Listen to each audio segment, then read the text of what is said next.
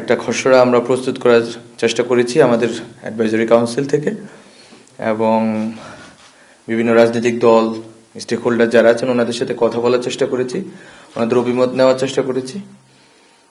সবার সাথে আমাদের কথা বলা হয়ে ওঠেনি, কিন্তু বৃহত্তর রাজনৈতিক দল বিএনপি, তার পরবর্তীতে জামাত এবং যারা নারী সংগঠনগুলো আছে, শিক্ষক সংগঠন, বিভিন্ন গ্রুপ অফ পিপল, স্টেক হোল্ডারদের সাথে, ছাত্রদের সাথে আমরা কথা বলেছি। যেটা জানতে পেরেছি যে তারা সবাই প্রোক্লেমেশনের বিষয়ে একমত আছেন যে ঘোষণাপত্রটি দিতে হবে, কিন্তু ঘোষণাপত্রটি কবে এবং ঘোষণাপত্রটির ভিতরে কি কি কন্টেন্ট থাকবে সেই বিষয়ে এখন আমরা ঐকমত্যে পৌঁছাতে পারিনি। ফলত আমরা আগামী বৃহস্পতিবার আশা করি সবাই মিলে সর্বদলীয় একটি বৈঠক হবে। বৈঠকের স্থান এখন নির্ধারিত হয়নি, কিন্তু বৈঠকটি হবে, এবং যাদের সাথে আমাদের যোগাযোগ হয়েছে ইতিমধ্যে, রাজনৈতিক দল এবং বিভিন্ন পক্ষ, তাদের অলরেডি আমরা বলেছি বা তাদের কাছ থেকে এক ধরনের বক্তব্য পেয়েছি যে এইভাবে করা সম্ভব, এবং আশা করি আগামী পরশু বৃহস্পতিবার এই বৈঠকের ভিতর দিয়ে একটা ঐকমত্যের ভিত্তিতে একটি দলিল প্রণীত হবে, এবং সেদিনেই আমরা কবে ঘোষণাপত্রটি জারি করব এবং সরকার কিভাবে ঘোষণাপত্রটি জারি করার ক্ষেত্রে ভূমিকা রাখবে তা স্পষ্ট হবে।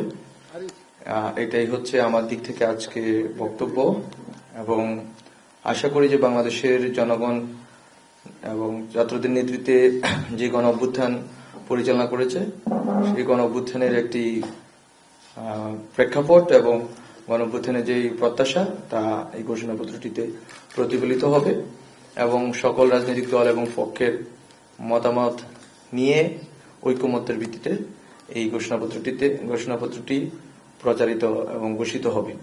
গত তিনটি নির্বাচনে বলতে 18 সালে ইলেকশনে, তারপরে একটি বিষয় আছে যে রাজনৈতিক দলগুলো অংশগ্রহণ করেছিল এবং প্রতারিত হয়েছে। তো কিন্তু আমরা মনে করি যে জাতীয় পার্টির ভূমিকা সম্বন্ধে অলরেডি আমরা স্পষ্ট, যেহেতু আমরা তাদেরকে কোনো মিটিং এ ইতিমধ্যে ডাকিনি, এই বিষয়ে তাদের পরামর্শ বা তাদের সাথে কথা বলা আমরা যৌক্তিক মনে করছি না বা প্রয়োজনীয় মনে করছি না। আর বাম দলগুলোর ভিতরে তো অনেক দল আছে, বামপন্থী সংগঠনগুলো আছে অনেক, কিন্তু যে সংগঠনগুলো গণ অভ্যুত্থানের সাথে সহযোগী ছিল এবং অংশগ্রহণ করেছেন ওনাদের সাথে অবশ্যই কথা হবে। ইতিমধ্যে আমি তো বলেছি গণতন্ত্র মঞ্চে একটি বাম দল রয়েছে, বা আরো বামপন্থী যারা সংগঠন আছে, বামপন্থী টিচারদের বা সিভিল সোসাইটি আছে, সবার সাথে কথা হবে।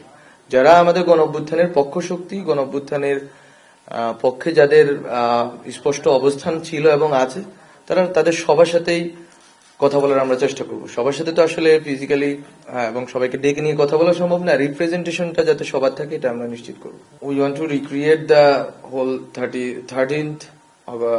3rd অগস্ট আর 5th August.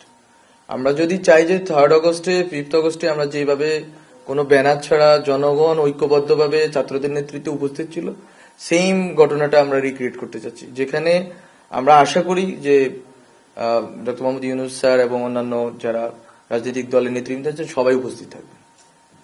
Doctor Mohammad Yunus sir উনিও উপস্থিত থাকার সম্ভাবনা আছে। এটা মূলত 5 আগস্টে যদি আমরা থাকতাম, তাহলে স্টুডেন্টদের দিক থেকে আমরা যেটা পেয়েছি, 5 আগস্টে যদি আমরা থাকতাম, ওখানে যদি আমরা বিকালে ঘোষণাপত্র দিতাম বা এর 2 দিন পরে দিতাম, যেই মোমেন্টটা হয়তো ওই মোমেন্টটা আমরা ক্রিয়েট করতে চাচ্ছি। ফলত ওখানে ছাত্রদের নেতৃত্বে থাকবে, কিন্তু সব রাজনৈতিক দলের রিপ্রেজেন্টেশন থাকবে, ডক্টর মোহাম্মদ ইউনূস স্যার থেকে শুরু করে রাষ্ট্রের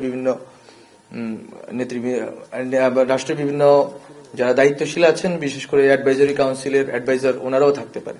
সময় তো নেওয়াটা যৌক্তিক, ওনারা সময় নিতে পারেন, কিন্তু আমরা চাচ্ছি যে ওনারা সময় নিন, সেটা সমস্যা না, কিন্তু 2 পৃষ্ঠা বা 3 পৃষ্ঠার একটি বিষয়ে এবং এই জাতীয় গুরুত্বপূর্ণ বিষয় ওনাদের পর্যালোচনা, যেরকম ভাবে এটা একটা সীমিত কয়েকটা বাক্য, এট দ্য সেম টাইম এটা তো জাতীয় গুরুত্বপূর্ণ একটি ইস্যু, এটা এত বড় একটি অভ্যুত্থানের যেহেতু দলিল, ফলত আমরা মনে করি ওনারা সময় নিতে পারেন, কিন্তু সময়টা যাতে এমন না হয় যার কারণে হচ্ছে যে অন্যদের ভিতরে এক ধরনের উত্তেজনা অথবা এক ধরনের সংশয় তৈরি হয়।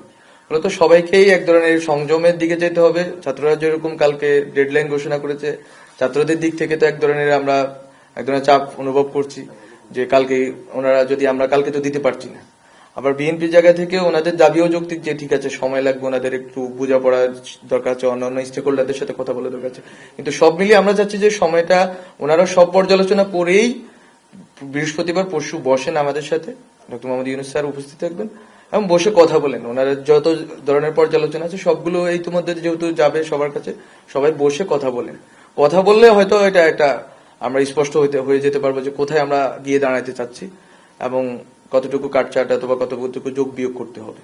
আমরা মনে করি যে এটা হয়ে যাবে, এটা সম্ভব হবে। পরশু আমরা একটা শুনতে পাবো যে এটা কিভাবে হচ্ছে, এটার ভিতরে কি আছে, কবে এটা ঘোষণা হবে। সরকারের দিক থেকে একটি পর্যালোচনা আছে যে এই ঘোষণাপত্র অবলম্বনে সরকার একটি আইনি লিগাল ডকুমেন্ট প্রস্তুত করার একটা পর্যালোচনা আছে। সরকার ভিতরে আলোচনা পর্যালোচনা চলছে যে এই ডকুমেন্টকে, প্রক্লেমেশনকে ধরে আমরা একটা লিগাল ডকুমেন্ট প্রস্তুত করব আমাদের গভর্নমেন্টের ন্যায্যতা এবং সবকিছু মিলে। এটা অনেক আগে হওয়ার কথা ছিল, কিন্তু আমরা জনগণ থেকে আসার আগে আমরা করতে পারছি না। এটা আমরা মনে করি যেটা জনগণ থেকে আগে আসুক, সবাই মিলে যেটা প্রক্লেমেশন হবে সেটা সূত্র ধরে আমরা করব।